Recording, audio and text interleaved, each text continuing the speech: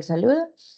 El día de hoy pues vamos a realizar la webconferencia. Bueno, acá tenemos CIPAS, pero es la webconferencia POC, evaluación final. No lo citamos como CIPAS porque pues rara vez a los CIPAS nos hemos conectado. Entonces pues realizamos la webconferencia de evaluación final del curso 401-549 de Química Ambiental, Evaluación y Control de la Contaminación, que pues va a estar dado por la directora del curso, en este caso, Andrea Paola Aparicio Sánchez.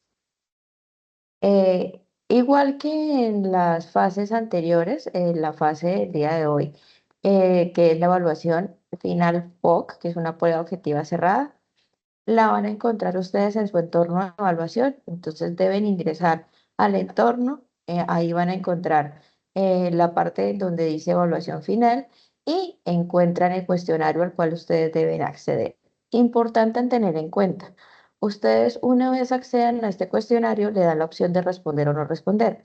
Si usted la responde, es la única oportunidad que tiene. Entonces, el inicio de esta actividad es el día de mañana, domingo 1 de diciembre, y termina el 6 de diciembre. Es una única oportunidad, quiere decir que en cualquiera de estos días usted debe ingresar y debe realizar la prueba. La prueba tiene una ponderación de 125 puntos, el cual constituye el 25% del curso total. Y tiene 25 preguntas que le van a salir de maneras aleatorias y ustedes van a tener la opción de escoger cuál es la respuesta correcta a esas preguntas. Es una única respuesta correcta, solo tiene un intento de cuestionario y tiene un tiempo máximo de presentación de 60 minutos. Si ustedes tienen problemas con internet, intenten siempre establecer una conexión correcta. Como les decía inicialmente, esta prueba cuenta únicamente con una opción, una oportunidad. Si la oportunidad, en medio de la oportunidad llega a pasar algo, se nos va la luz, se cae el internet, el cuestionario se cierra y se da como enviada la actividad. Entonces tenemos que garantizar que todos estos factores no nos vayan a afectar. ¿Listo? Preguntas hasta acá. ¿Saben cómo acceder o accedemos al entorno para realizar el ejercicio? Para los que están presentes.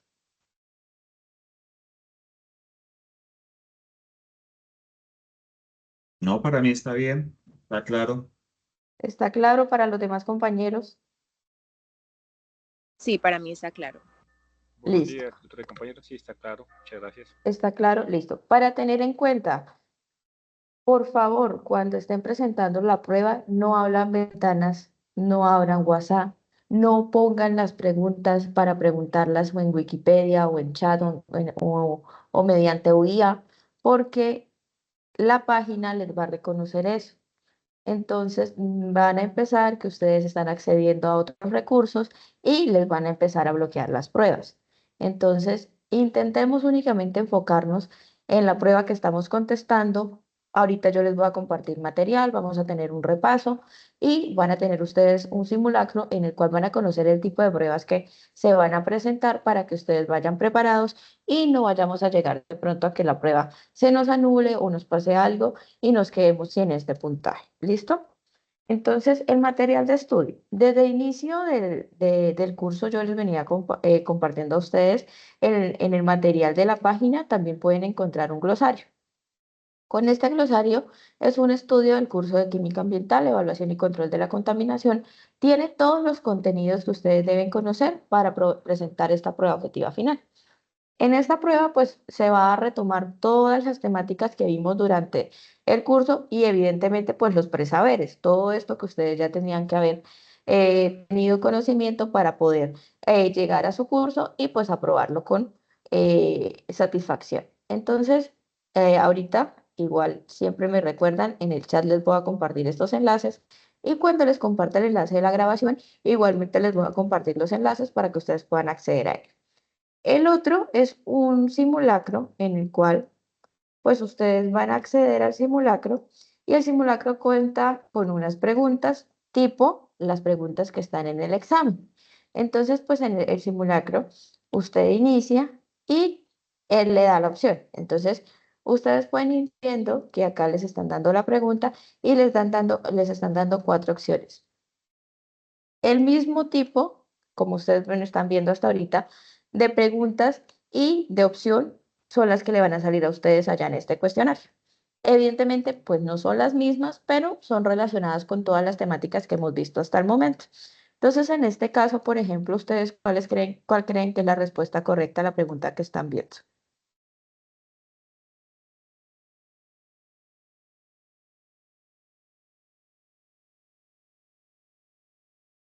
Cualquiera, den cualquier opción.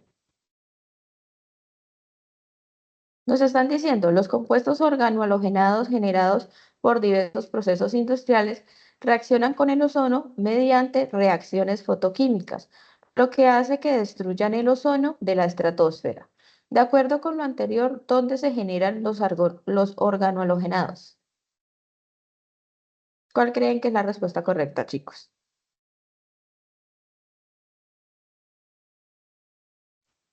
Yo creo que la troposfera, profe, buenos días. Buenos días, troposfera. Listo, correcto. Cuando la respuesta es correcta, nos permite seguir a la siguiente pregunta y cuando no, pues nos da la opción de seguir respondiendo hasta hallar cuál es la respuesta correcta. En eso consiste, por ejemplo, en este caso, seleccionamos sulfuro y nitrato y resulta que no, que nos presenta un error que no es correcto, entonces nos estamos dando la recomendación de que repasemos el material que se les comparta y que pues lo vuelvan a intentar. Entonces nos dan la opción de volver a intentarlo.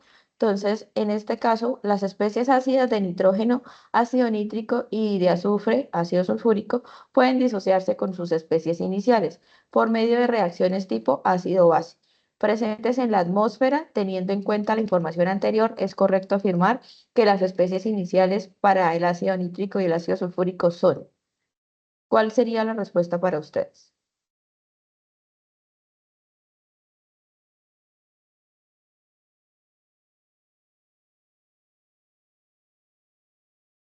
Sulfato y nitrato. Sulfato y nitrato. Muy bien. ¿Listo? Entonces, en eso consiste la actividad. Es para que ustedes vayan conociendo más o menos cómo están redactadas las preguntas, el tipo de preguntas. También van a haber preguntas de que de pronto le muestran a usted una imagen y usted la imagen tiene que interpretar y dar la respuesta o que le permiten a ustedes hacer unos cálculos. Entonces, para que vayan repasando y sepan más o menos a qué se van a enfrentar.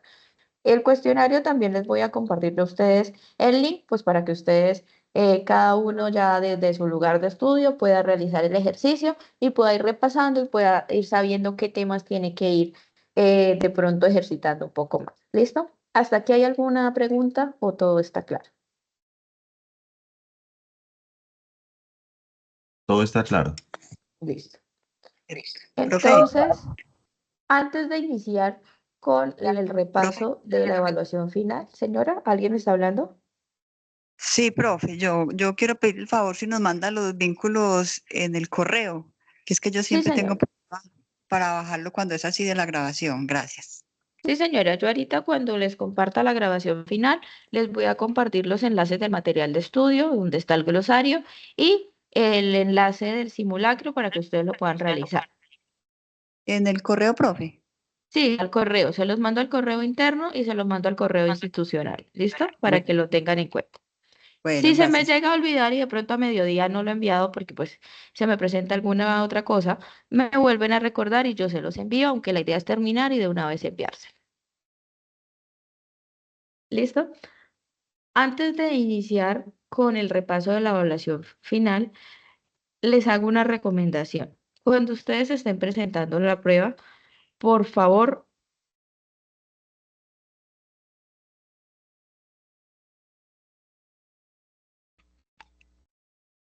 Doctora, se quedó sin audio. Audio.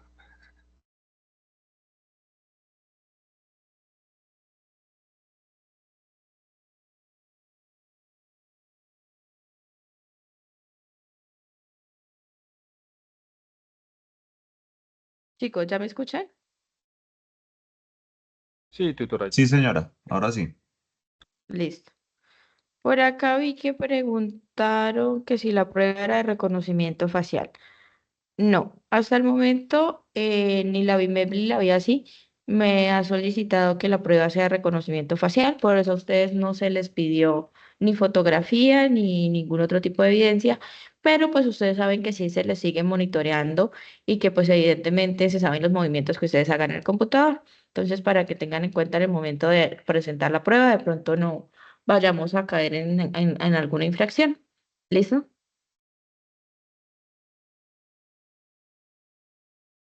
Como les iba diciendo, que tener en cuenta cuando están presentando esta prueba de realizar una lectura muy profunda, comprensiva, no lean a la loca, no lean rápido, no respondan las preguntas. Ustedes saben que yo tengo acceso finalmente cuando ustedes terminan al tiempo, lo que se tomaron por pregunta, lo que se tomaron en tiempo total, y finalmente uno ve que en 10 minutos respondieron a 25 preguntas. Entonces, es una única oportunidad. Entonces, tomémosla con calma, tomémosla muy en serio para obtener muy buenos resultados. ¿Listo?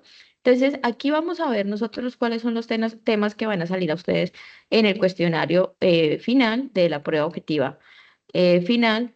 Entonces, por ejemplo, vamos a iniciar con lo que es química del agua, química de la litosfera y química del aire.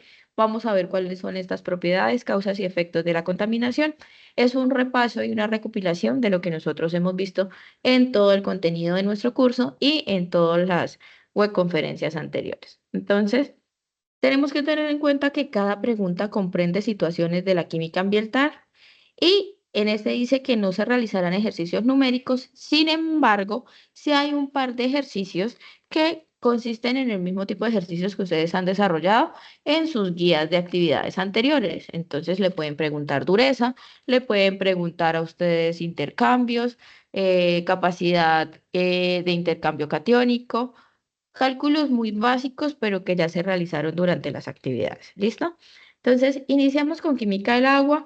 La química del agua, pues tenemos que tener en cuenta cuáles son los tipos de contaminación que existen. Entonces, hay contaminación orgánica, contaminación con químicos y pues tenemos que comprender cuáles son las definiciones de esta. Entonces, pues sabemos que la contaminación orgánica, pues es debida a microorganismos patógenos que están en el agua y pues que llegan a través de qué, pues a través de aguas negras o aguas grises o aguas residuales o industriales que nos están contaminando el efluente hídrico. Ya por contaminación con químicos, pues también se genera por otros tipos de, por ejemplo, de contaminantes como los pesticidas, medicamentos humanos y en el caso, por ejemplo, de basura doméstica o industrial que también llegan a los efluentes hídricos. Entonces, empecemos a reconocer cuáles son los efectos, cuáles son las causas de este tipo de contaminación y aprender de pronto a reconocer cuáles son los conceptos, pues para tenerlos un poco más claros en el momento de responder todas las preguntas. ¿Cuáles son las fuentes? Pues las fuentes, microorganismos, aguas residuales, metales pesados, pesticidas, hidrocarburos, componentes radioactivos, agentes contaminantes emergentes, bueno, entre muchos otros. Entonces, empecemos a reconocer cuáles son las causas de este tipo de contaminación. ¿Cuáles son los compuestos químicos? Entonces, los compuestos químicos que nos pueden llegar a afectar los efluentes hídricos, pues son los jabones, las grasas, los aceites, las sustancias contaminantes como metales pesados, ya son cadmio, mercurio, bismuto, arsénico, astato, zinc, cobre, cobalto, mercurio. El cadmio ya de pronto con sus ligandos como nitrato de cadmio o compuestos organoclorados que también nos pueden afectar. Entonces, aprendamos cuáles son estos tipos de compuestos y cuáles son los daños que nos van a causar. Los efectos que causa la contaminación en lagos, se sabe que uno de ellos es el proceso de eutrofización. Entonces, repasemos qué es la eutrofización, cómo ocurre, por qué ocurre. Entonces, sabemos que cuando hay procesos de eutrofización, empieza a disminuir la actividad fotosintética y a su vez, pues va aumentando la descomposición de materia orgánica. Entonces, esto nos está causando que el oxígeno que esté disuelto se disminuya, entonces se va a disminuir la producción de los organismos. Entonces, está aumentando producción de metano y producción de ácido sulfúrico y pues esto nos está causando un grave problema porque nos va a matar toda la parte biológica que tenemos nosotros ahí en esta agua. Otros efectos de la contaminación son, por ejemplo, la lluvia ácida, la salinidad. Entonces, comprendamos cuál es el proceso de la lluvia ácida, por qué ocurre. Entonces, qué pasa, por ejemplo, en este caso con el drenaje de los ácidos en las minas de sulfuro de hierro y cómo finalmente vuelve a llegar todos estos contaminantes del agua y también se está permeando por los suelos. Vamos hasta acá en el repaso. ¿O tienen alguna pregunta, chicos? Acuérdense que si tienen alguna pregunta, váyanmela haciendo porque yo no puedo ver el chat, o sea, no sé si tienen alguna duda.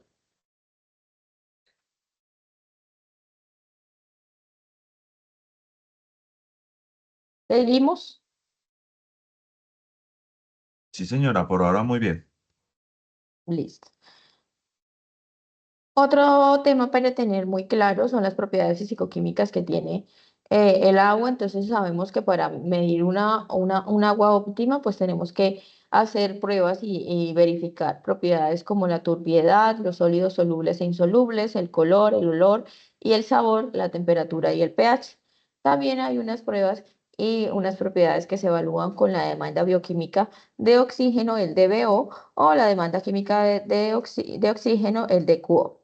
Entonces, comprender en qué consiste cada una de ellas, qué es la demanda bioquímica. Por ejemplo, nos están diciendo en este caso que la demanda bioquímica de oxígeno es la cantidad de oxígeno usado en la estabilización de la materia orgánica carbonácea y nitrogenada por acción de los microorganismos en condiciones de tiempo y temperatura.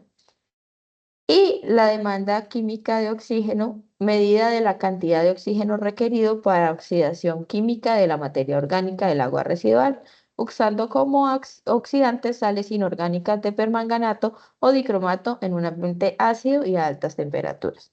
Entonces ahí sabemos cuáles son las definiciones, comprendámoslas, tengámoslas claras para el momento de resolver estas preguntas, no nos vayamos de pronto a confundir.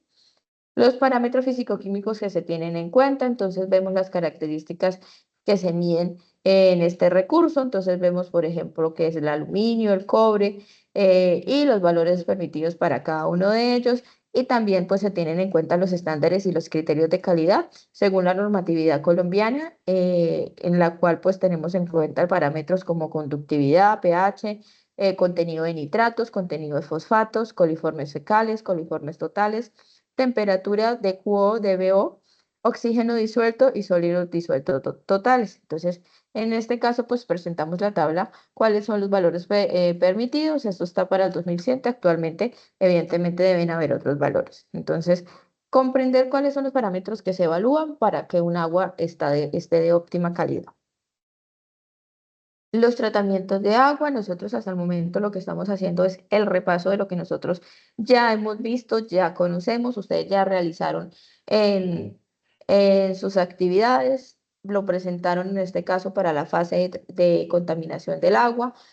Propusieron ustedes un tratamiento para remediación de la problemática que ustedes escogieron.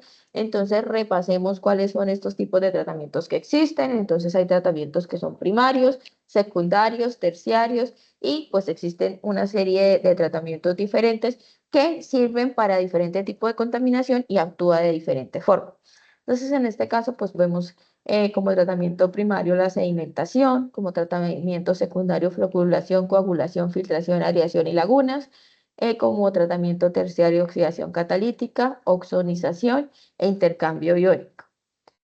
Aquí pues hay un tipo de bosquejo de las plantas residuales, cómo funciona, para que ustedes vayan conociendo y apropiándose del paso a paso que se sigue en un tratamiento de aguas.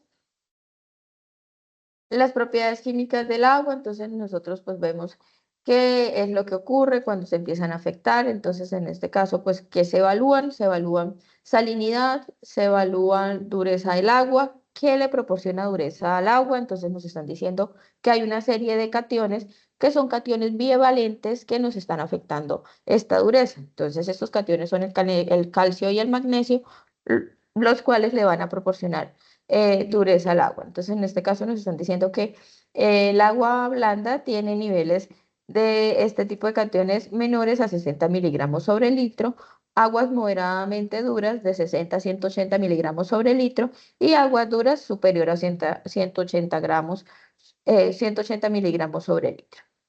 Entonces aquí, espero así no me permite ver muy bien.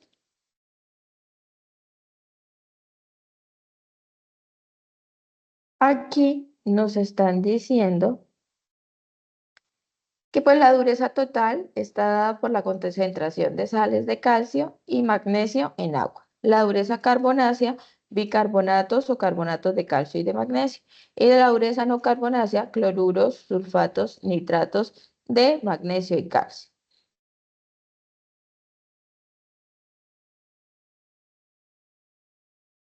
La dureza del agua nos está mencionando que pues está siendo causada por la presencia de los iones calcio bivalentes y magnesios que están disueltos en el agua, que también hay otros cationes que nos afectan en el caso como son el aluminio y el hierro que también pueden contribuir a esta dureza. Y que normalmente pues la dureza más común y la problemática que está siendo causada por el bicarbonato de calcio. Entonces nos están expresando aquí en la reacción que ocurre que lo que pasa es que ingresa dióxido de carbono atmosférico y a tener contacto con el agua se está produciendo el ácido carbónico. Entonces el ácido carbónico se está disociando en lo que son iones hidrógenos y iones bicarbonatos. Esto nos está afectando porque está haciendo o está causando la disminución del pH. Entonces, cuando el agua de lluvia pues está cayendo, el dióxido de carbono que está en el aire forma el ácido carbónico, lo que hace que se acidifique ligeramente el agua. Entonces, estos son los problemas que causan cuando se están formando estas aguas duras. Entonces, el otro problema que también nosotros tenemos que reconocer es que el carbonato de calcio pues no es muy soluble en agua. Sin embargo, pues cuando se disuelve la piedra caliza reacciona con el bicarbonato y pues así se empieza a solubilizar. ¿Qué pasa acá? Entonces, cuando el agua de lluvia toma los iones de calcio, los iones de bicarbonato, la toma, va a los efluentes y esto hace que le está incrementando dureza al agua, entonces estamos obteniendo agua dura.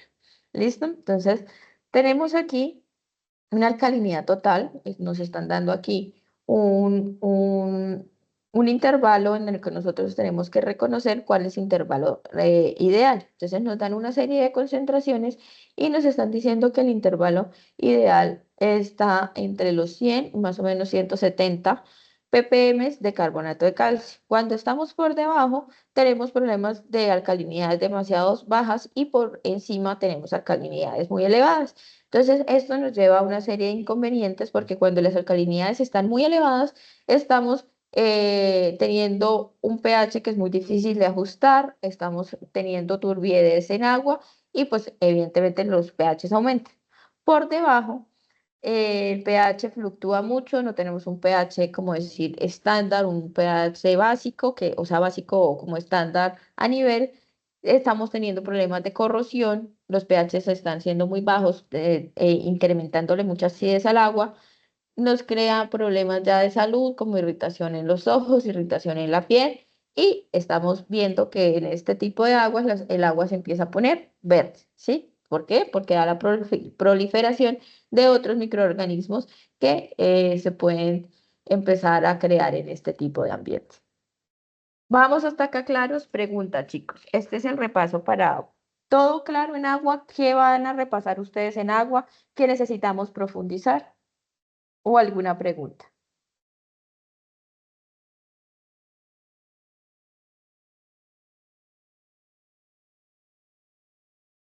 Compañeros, ¿sí me están escuchando? Sí, señora, no, todo con muy buen detalle. Sí, muy ¿Sí? bien. ¿Los temas están claros? ¿Sabemos qué es lo que tenemos que volver a nosotros de pronto a echarle la ojeadita y a repasar? Sí, señora. Listo. Sí, sí, señora. Entonces, Sí, señora. listo. Muchas gracias. Entonces, ahora sí continuamos con lo que es la química de la litosfera. Entonces, hacemos otra vez el reconocimiento de la naturaleza de la contaminación de suelos. Estamos viendo que muchos de pronto de los sectores industriales nos están causando contaminación, como es la manufactura, la agricultura y la minería. Y pues los tipos de contaminantes que nos están a nosotros de pronto afectando son los compuestos orgánicos, algunos compuestos volátiles y los metales pesados. Entonces, primero reconocemos qué es lo que nos está componiendo a nosotros químicamente la litosfera. Nosotros vemos que pues el suelo está conformado por fracciones fluidas, gases, disoluciones de coloides, humus, arcillas y microorganismos. Y que a nivel de la corteza terrestre constituye de diferentes tipos de contenidos. Entonces tiene una serie de complejidad que está dada por componentes sólidos, componentes líquidos y componentes gaseosos.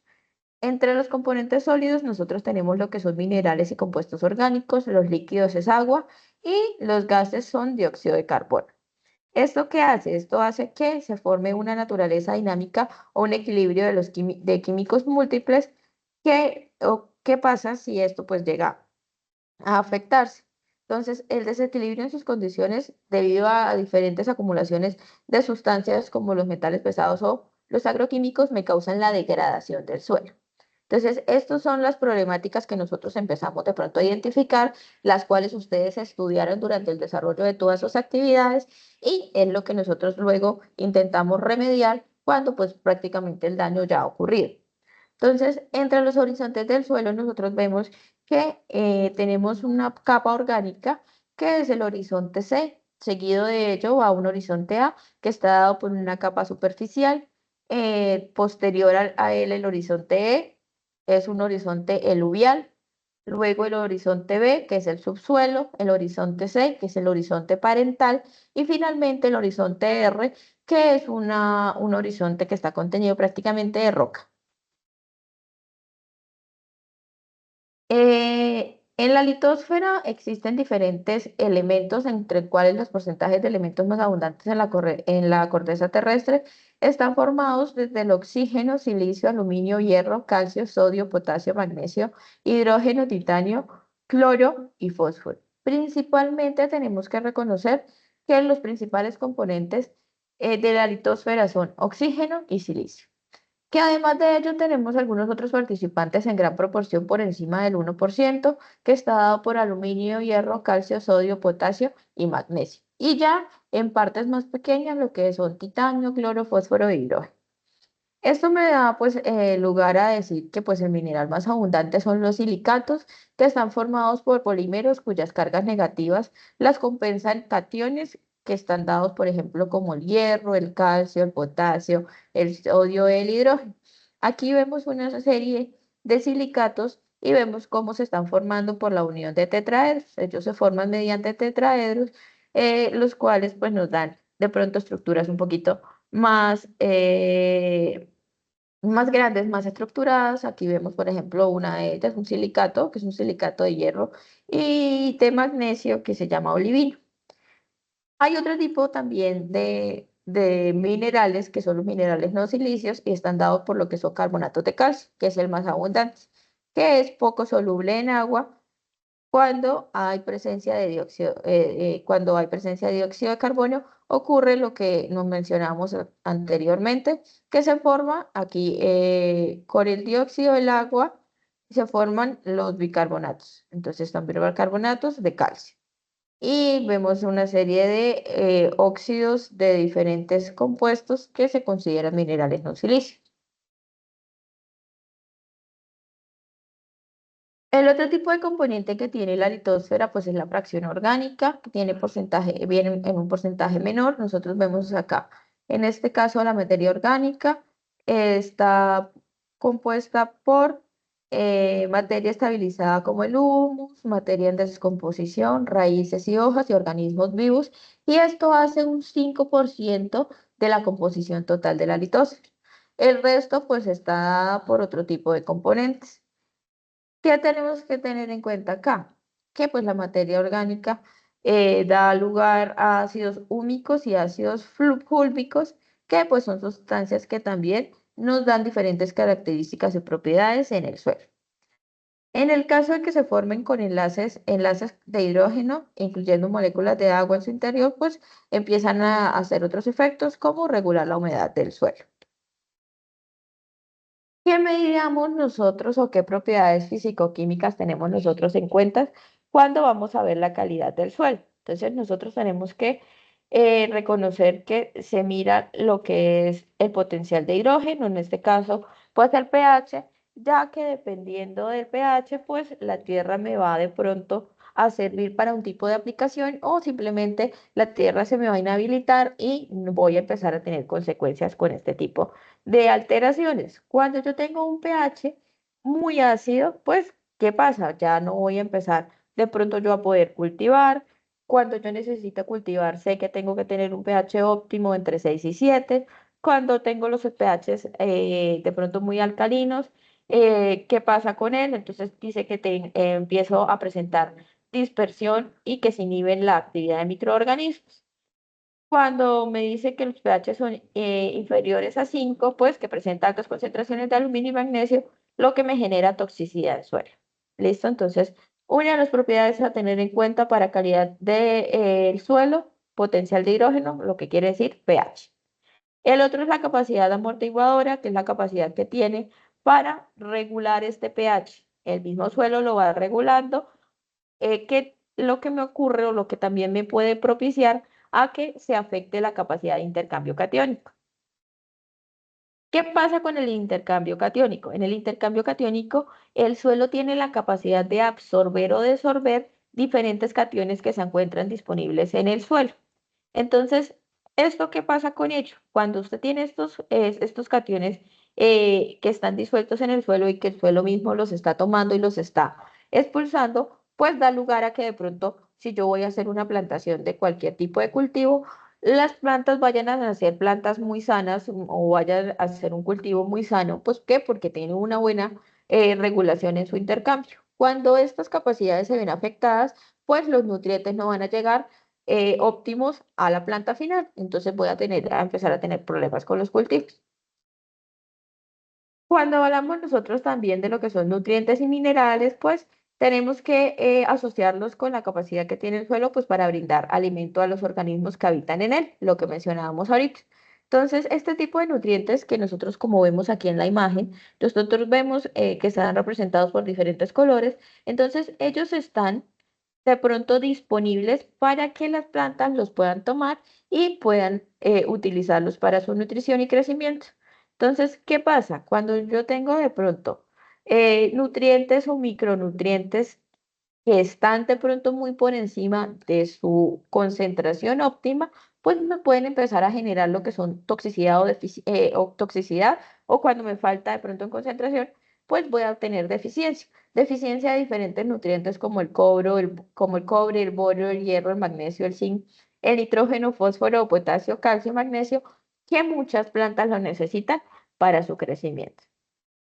Lo mismo ocurre con los minerales, entonces con los minerales, ¿qué pasa con ellos? Entonces dice que cuando tenemos de pronto que esos minerales provienen de la roca, que pues se va deshaciendo lentamente, aporta por parte del viento y la escorrentia, entonces vamos a obtener también estos suelos con todo este tipo de minerales que también o le puede sumar o le puede quitar a las capacidades y calidad del suelo que nosotros necesitemos para el fin necesario.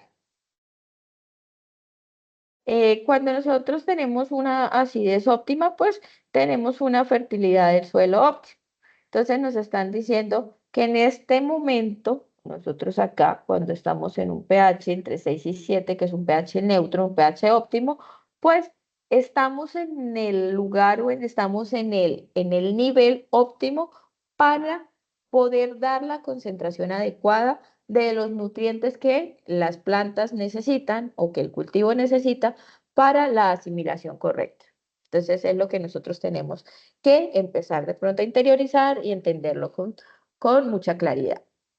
¿Qué pausa o qué causa este tipo de pronto alteraciones de pH? Entonces, cuando hay precipitaciones ácidas, adiciones de materia orgánica a partir de residuos vegetales, de fertilizantes, de oxidación de pirita y de disolución de dióxido de carbono, pues ¿qué pausa? Eso me va a bajar el pH, entonces estoy yéndome de mi pH óptimo a pH ácidos, en donde pues ya me empieza a afectar todo este tipo de microorganismos, todo lo que se encuentra en el suelo.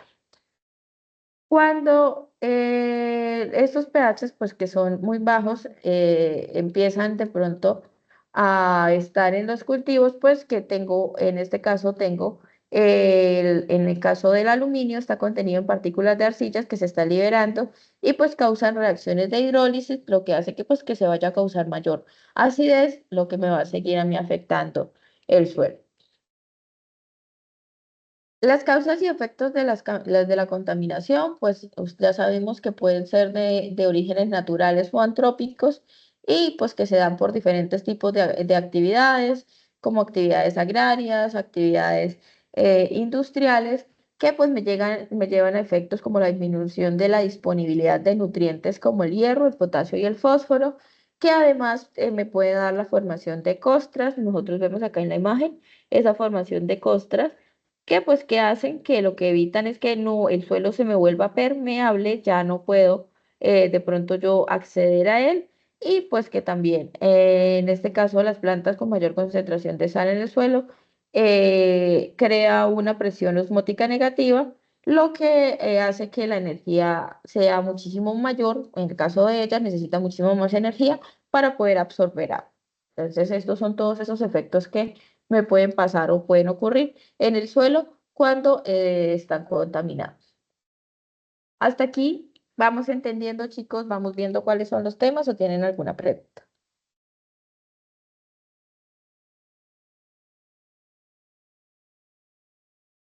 ¿Todo claro? ¿Seguimos? Sí, señora, para mí Sí, todo va bien. Sí. Sí, listo. Acá entonces nosotros ahora pues obviamente repasamos lo que son causas y efectos de la contaminación. Vemos que pues la degradación química pues es el resultado de la acumulación de las sustancias que están ocasionando diferentes problemas como la salinización, la sodificación, acumulación de metales pesados y agroquímicos, nitrificación y acidificación. Entonces estos son los efectos que ocurren cuando hay problemas de contaminación. Reconocemos cuáles son los metales pesados, qué es lo que pasa cuando se mantienen en el suelo. En el caso de los agroquímicos, pues vemos que cuando utilizamos muchos agroquímicos, lo que son pesticidas, los que son fertilizantes, pues empiezan a haber un tipo de acumulación de este tipo de compuestos y pues obviamente se me van a quedar retenidas en el suelo, lo que me va a evitar que de pronto este suelo pueda realizar intercambio adecuado o el intercambio que realice sea un intercambio de los nutrientes que realmente necesita. Entonces vemos que, por ejemplo, en el caso de los pesticidas, empiezo a ver yo lo que son los hidrocarburos clorados, órganos fosforados, carbamatos y naturales que me empiezan a afectar a mí el suelo. Al igual que mencionábamos anteriormente con la contaminación del agua, pues existen técnicas también para el tratamiento del suelo. Entonces, estas técnicas, pues nosotros las clasificamos según su origen, entonces, o tipo de tratamiento. Entonces, en este caso, pues lo relacionamos con tratamientos físico-químicos, tratamientos biológicos, tratamientos térmicos, tratamientos mixtos o que están de pronto ligados a lo que es descontaminación, o también tipos de tratamientos como de contención o confinamiento, pues para evitar que ya la tierra que está contaminada me vaya de pronto a llegar a contaminar más tierra.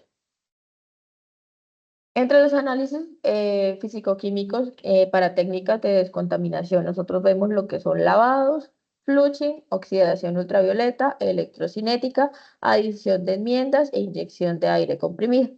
Igualmente ustedes cuando realizaron su trabajo, en la parte cuando realizan la infografía, ahí se les pide que ustedes incluyan un tratamiento. Entonces ustedes ya tuvieron que haber repasado y de pronto apropiado un poco más de este tema para aprender a reconocer en qué consisten estos tratamientos y para qué tipo de contaminación me sirve.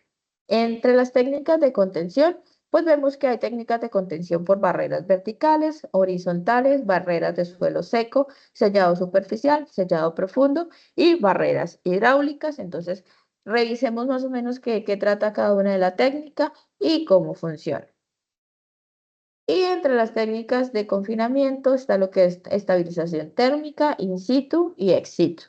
Técnicas de confinamiento como estabilización físico-química, inyección de solidificantes y vitrificación. Este tema es un poquito extenso, ustedes ya lo pudieron haber repasado, entonces toca de pronto aumentar un poquito la lectura en el tema para comprender lo que son estas técnicas. Entre los tratamientos biológicos, pues hay tratamientos que consisten en que degradan lo que son contaminantes orgánicos, que haciendo que disminuya un poco la toxicidad. a través de pues, actividades biológicas naturales, principalmente guiadas por microorganismos. Estos microorganismos pueden ser bacterias, hongos o plantas. Y vemos puntualmente lo que es la fitorremediación, que pues está acompañada de una serie de procesos como la fitoextracción, fitovolatilización, fitodegradación, fitoestabilización y fitorrecuperación. Entonces vemos en qué consiste cada uno de estos pasos y cómo es que ocurre todo este proceso. También podemos ver que existe lo que es biodegradación asistida, que es un proceso que incluye microorganismos inoculados, pues que nos sirven a nosotros para metabolizar todos estos contaminantes orgánicos que se encuentran disueltos en los suelos o en el agua subterránea. Y finalmente, pues lo que hace es que los convierte en productos que son inocuos, ya que pues, los microorganismos los utilizan para su propio crecimiento como fuente de energía y de carbono. Dentro de las propiedades y del suelo, pues existe lo que es la textura. Entonces, entre las texturas y las propiedades, nosotros podemos ver que se van a clasificar según un tamaño. Entonces, nosotros podemos ver que lo que es la grava y la arena lo encontramos como tamaño de partícula gruesa de 0,05 y 2 milímetros. Y lo que es limo y arcilla se clasifican como partículas finas que en el caso del limo está entre los 0,002 milímetros y 0,05 milímetros, y la arcilla es un poquito más pequeña, es de menores a 0,002. Entonces ahí nosotros vemos cuáles son las clasificaciones de texturas. Vemos nosotros acá el triángulo que también ustedes utilizaron para realizar su actividad y les pido que por favor repasen cómo hacen ustedes los trazos para poder definir qué tipo de suelo son. Recordamos, vamos nosotros a arcilla, porcentaje de arcilla. Entonces, en el porcentaje de arcilla lo medimos con la línea amarilla que estamos viendo en este momento de forma horizontal. Entonces, si nos están diciendo en este caso que es 30%, nos pasamos sobre el 30 de arcilla y trazamos horizontalmente una línea. Luego nos están diciendo que la parte del limo, el porcentaje del limo es 40%. Entonces, vamos a ver nosotros en este caso, no sé si me puedan seguir, vamos nosotros siguiendo la línea azul. En este caso, en la línea azul, nos paramos, como decir, diagonalmente y bajamos la flecha azul por esas líneas verticales que tienen el mismo triángulo. En este caso, pues bajamos y vemos que ella me está haciendo un corte o una intersección con la línea amarilla que había puesto inicialmente.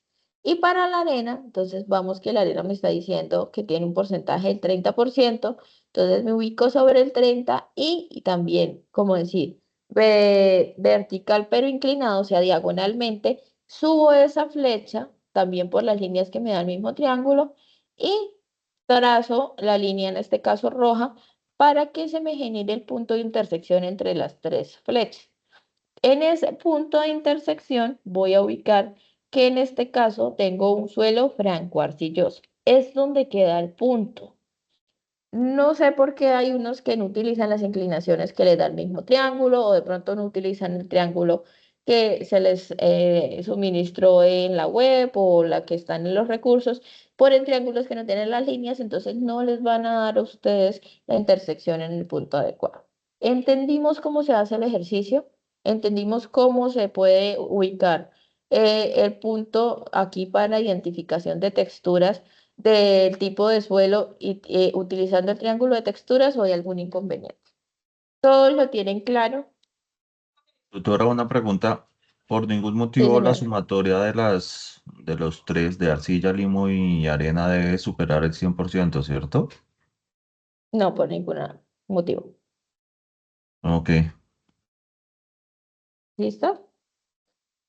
¿Claro eso hasta acá? ¿O tienes alguna otra pregunta? ¿O alguien más tiene preguntas? No, claro, eso ¿No? está acá. L- Listo. Los temas que yo les estoy mencionando, en donde estoy de pronto deteniéndome a hacer un poquito más de enfoque, tengamos en cuenta que son los ejercicios que nos van a preguntar por allá en nuestro cuestionario. Entonces, por eso nosotros debemos repasar todas estas cositas que estamos mencionando, lo que son los triángulos de textura, los cálculos que les mencionaba de dureza, las definiciones de pronto de los tipos de contaminación, las técnicas de remediación, porque evidentemente es lo que nosotros nos van a preguntar en esos cuestionarios. ¿Listo? Entonces, nosotros aquí ahora vemos los usos del suelo y la capacidad de intercambio catiónico. Entonces, vemos que esta capacidad de intercambio catiónico está relacionada con los miliequivalentes sobre 100 gramos y que es la capacidad que tiene el suelo para retener cationes. En este caso, los cationes son las cargas positivas que están presentes en las superficies de los componentes del suelo. Representa la cantidad de los cationes como el calcio, el magnesio, el sodio, el potasio y en este caso el amonio, pues que se pueden ver intercambiadas acá. Nos dicen que cuando la capacidad de intercambio catiónico es menor o pues se ve reducida, pues la retención de nutrientes va a ser menor también. Y en este caso, pues vamos a obtener una capacidad de intercambio catiónico que nos va a dar un suelo que es arenoso o con baja materia orgánica, pues dependiendo de los fines pertinentes, pues el suelo nos va a servir o no nos va a servir. ¿Listo? ¿Entendimos hasta acá lo que tenemos que repasar para la química del suelo?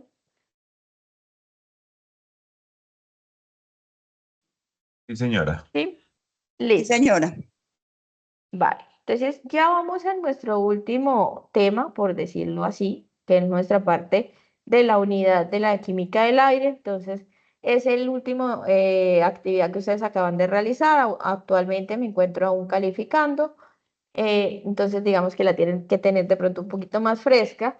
Entonces, pues la química del aire, nosotros vamos a ver lo que son las causas de la contaminación del aire, que sabemos que pues está dada por diferentes factores, como el uso doméstico, en donde se da pues la quema de combustible, ya sea para cocinar, en muchos casos que tienen chimeneas, que tienen calentadores, pues para este tipo de fines nos está causando contaminación en el aire, la industria como quema del carbón, generadores diésel, transportes, agricultura, residuos y otras fuentes como erupciones volcánicas, tormentas de polvo y otras fuentes naturales. En este caso, pues, ¿qué estamos viendo? Pues está causando efectos de contaminación, ya sea por fuentes fijas o fuentes móviles, que me está dando una diversa serie de contaminantes, como contaminantes primarios, como el óxido de carbono, el dióxido de carbono, el óxido de nitrógeno, el dióxido de azufre, y pues la mayoría de ellos pues es causada por, ya sean por hidrocarburos, quema de residuos, y me da lugar a contaminantes secundarios como los ácidos, lo que son ácidos nítricos, el peróxido de hidrógeno, el óxido nitroso, el óxido de azufre. Entonces todo esto pues me está causando a mí la problemática en este caso de contaminación, que pues está afectando mucho sobre todo la seguridad, en este caso del aire, que me va de pronto a mí a contaminar. Ya lo que es más de pronto afectar lo que son la salud, mucha gente se está viendo afectada por esto, causa enfermedades y pues nosotros vemos que normalmente mucha población está siendo afectada y muchas muertes están siendo relacionadas a este tipo de contaminación. Entonces vamos a entender la composición química de la atmósfera. Entonces nosotros vemos que pues que la atmósfera es la capa gaseosa que está estratificada. En este caso estratificada quiere decir que pues está dividida por diferentes componentes. En este caso nos están mostrando que pues tiene, en este caso por distancia, desde la troposfera hasta la exósfera, y pues acá nos están relacionando con el espacio exterior y nos están dando una serie de kilómetros, que quiere decir más o menos la distancia que se encuentra cada una de estas fases o capas gaseosas. Nosotros, como podemos ver aquí en la composición química, vamos a ver una imagen que nos está relacionando la altura en kilómetros y la temperatura del aire en grados centígrados. Nos están describiendo cada fase, en este caso la troposfera, la estratosfera, la mesósfera y la ionosfera, más o menos a qué distancia nosotros las encontramos y las temperaturas que manejan. Entonces vemos que en el caso de la troposfera la encontramos entre los 0 metros, por acá, entre los 0 metros y los 12 kilómetros y que más o menos está a una temperatura de menos 50 grados. En esta capa, en esta fase, se producen lo que son los efectos meteorológicos como las nubes, la lluvia, entre otros. En la que sigue, que es la estratosfera, que llega a una altitud más o menos de los 50 kilómetros, la temperatura oscila entre los 50, por acá vamos ya, entre los 50 y los 70 grados, y es la zona próxima a la capa de ozono, y es la que nos permite, en este caso, absorber la radiación ultravioleta. En la mesósfera, que es la que continúe, se extiende hasta los 85 kilómetros y en esa temperatura nos está diciendo que va disminuyéndose progresivamente hasta los menos 80 grados centígrados. A continuación de ello sigue lo que la ionosfera dice que se extiende hasta los 600 kilómetros de altitud y pues obviamente su temperatura va aumentando porque pues se va acercando más a lo que ya es, como veíamos acá, el espacio exterior.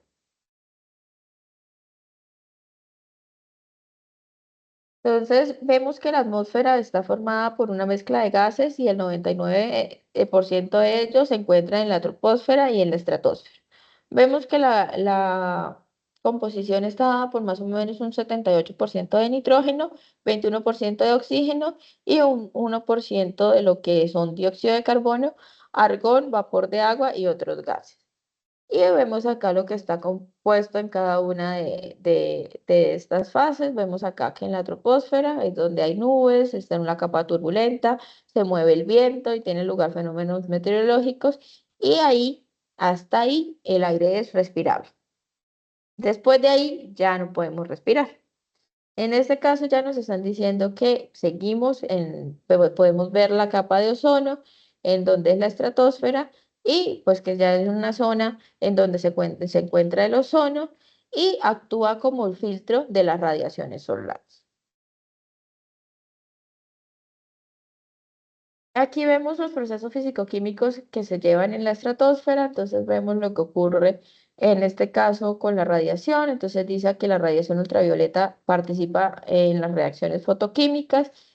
¿Cómo ocurre la reacción fotoquímica? Vemos en este caso que tenemos el ozono, vemos aquí que está un fotón es representado como luz y que se está, en este caso, se está rompiendo esa molécula de ozono, tenemos oxígeno radical, qué pena, oxígeno radical y una molécula de oxígeno.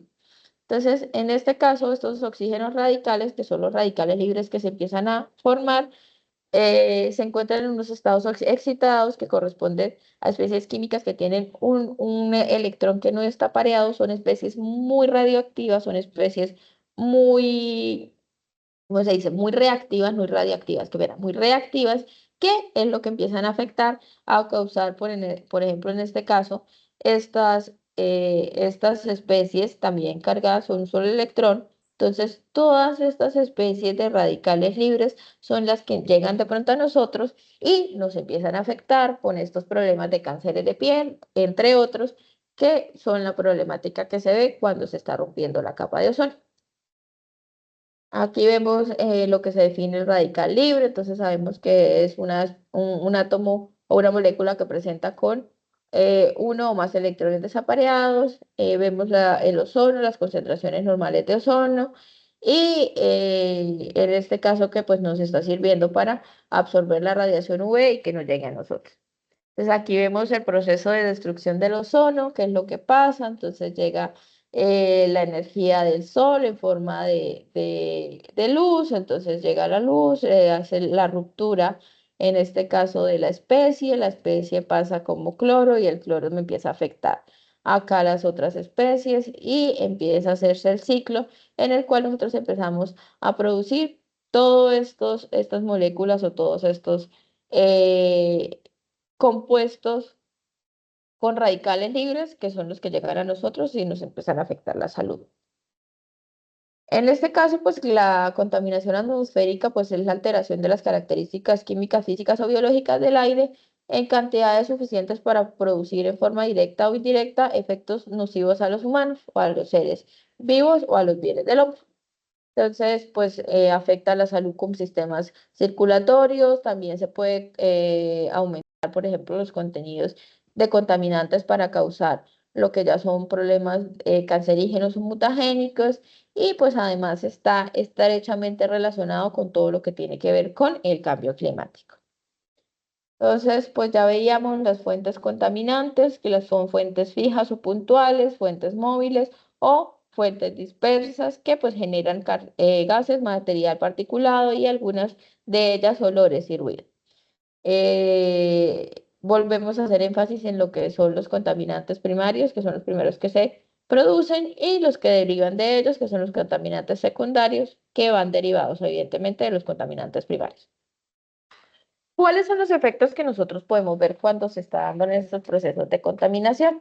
Entonces nosotros podemos ver que ocurre uno de ellos, que es el smog fotoquímico, que es un problema del medio ambiente, pues que afecta sobre todo a las grandes ciudades por tener alto contenido de contaminantes en la atmósfera.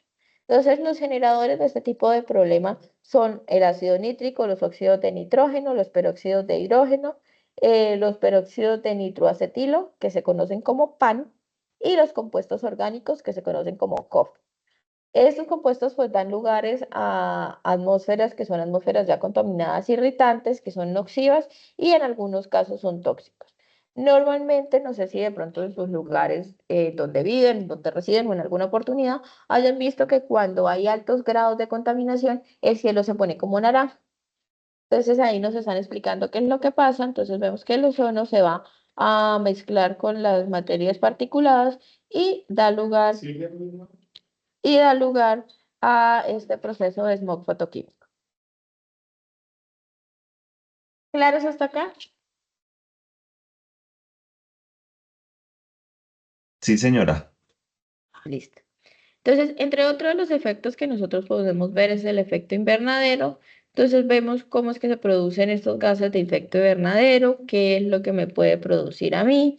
Bueno, aquí la imagen no permite de pronto evidenciar mucho estos cambios, pero si ustedes pueden buscar imágenes en donde puedan ver bien cuáles son estas causas de los efectos invernaderos, entonces la reforzamos un poquito mejor. Entonces, vemos que en este caso pues está la radiación solar y se crea una serie, unos gases que lo que permite es que la parte de la radiación solar es reflejada por la atmósfera y la superficie terrestre, y pues da una radiación solar de unos 103 vatios más o menos por metros cuadrados. Entonces esto es lo que me está a mí afectando y me está causando de pronto este problema de infarto invernadero. Al igual que anteriormente mencionábamos para suelo y para aire, pues hay tecnologías que hemos intentado de pronto explotar, llegar un poquito a intentar remediar todos los problemas que se están siendo causados. Entonces, entre ellos, pues reconocemos que los daños están siendo dados por emisiones de óxidos de nitrógeno, compuestos orgánicos volátiles, compuestos inorgánicos, aerosoles o diferentes olores. Y entre las tecnologías que podemos nosotros utilizar para remediar ese tipo de problemas, pues se encuentra lo que son filtración de telas o bolsas, absorción química, fotooxidación, absorción con carbón activado, o precipitadores electrostáticos o electrofiltros, recuperación de óxidos de nitrógeno, reducción catalítica selectiva o oxidación térmica regenerativa u oxidación catalítica. Entonces vemos los procesos de filtración de tela o bolsas, vemos cómo ocurre que en este caso pues, se utilizan para partículas gaseosas de diámetro superior a los 0,5 micrómetros e incluso para tamaños menores alrededor del 0,01 micrómetro. Ya para precipitadores electrostáticos o electrofiltros, pues se utilizan para partículas de diferente tamaño, más o menos de los 200 micrómetros hasta el micrómetro. Estas son las referencias que utilizamos. Ustedes pueden consultar las referencias que encuentran en su campus. Lo que les comparto, tanto el enlace lo que les comparto en el enlace de la página de la web que nosotros tenemos para repaso, en donde ustedes van a encontrar el glosario y el simulacro de preguntas. ¿Listo? Entonces, muchas gracias por asistencia. Muchas gracias por estar muy activos y participativos en el curso y quedo atenta a las preguntas, chicos.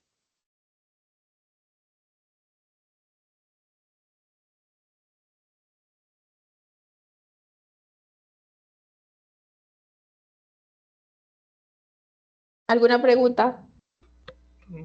No, tutora, de mi parte era pedirle No, señora. agradecerle mucho por todas sus enseñanzas. Muy amable y muchas gracias, tutora.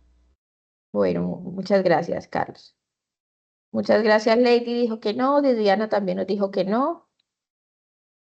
No, yo tampoco tengo preguntas y sí, pues agradecerle porque pues todas sus webs se caracterizaron por entrar al detalle con los temas que siempre se relacionaron en cada una de las etapas del curso. Bueno, Muchas muchísimas gracias gracias, por Diana. ello. Vale, Profe, muchas una gracias, Diana. preguntita. Señora. Sí, ¿Tu señora. merced sabe dónde puedo conseguir la piedra caliza? Una piedra caliza, no. Eso, pues, dependiendo de los sectores en donde nos encontramos. Por ejemplo, acá en Santander, nosotros sabemos que las piedras calizas nos encontramos nosotros en Minas, cerca a lo que es el municipio de Curití. Pero no sé tú dónde te encuentras, dónde la puedas encontrar. Ah, ok, profe, gracias. Vale. En las carrileras del tren pueden conseguir eso. Generalmente hay varias clasificación de piedras. Normalmente cuando se está en el este de construcciones, las rocas, o bueno, normalmente se llaman rocas, las piedras que son blanquitas, esas piedras son piedras calizas, están en mayor concentración, se encuentran en mayor cantidad en todo lo que es, por ejemplo, acá en Colombia se encuentran muy fácilmente. Entonces, pues sería que pronto quisieras la recolección de varias y si es para el laboratorio, pues las llevas y haces el ensayo. ¿Cómo nosotros podemos hacer un ensayo para piedra caliza? Se le pone una gotica de ácido sulfúrico. Si causa efervescencia, quiere decir que sí tiene contenido de carbonato de calcio. Muchas gracias por ese truquito. Sí, así lo reconocemos. ¿Alguna pregunta? No. Entonces, estimados estudiantes, muchos éxitos en la prueba objetiva que van a presentar. Por favor, con mucha calma, no presenten al hacer las preguntas, lean muy bien las preguntas. Las preguntas no son difíciles, son preguntas de todo lo que ustedes ya saben, ya repasaron, ya vieron. Entonces, tomen el espacio para hacer la prueba, no la respondan rápido. Tienen una hora, eso sí, administren muy bien el tiempo, dividan esa hora para las preguntas que tienen que responder y recuerden que es una única oportunidad. Si algo les pasa, yo luego no les puedo habilitar. La única opción luego para que ustedes vuelvan a presentarla es que ustedes paguen un supletorio y evidentemente tiene que ser sustentado porque van a presentar ese supletorio.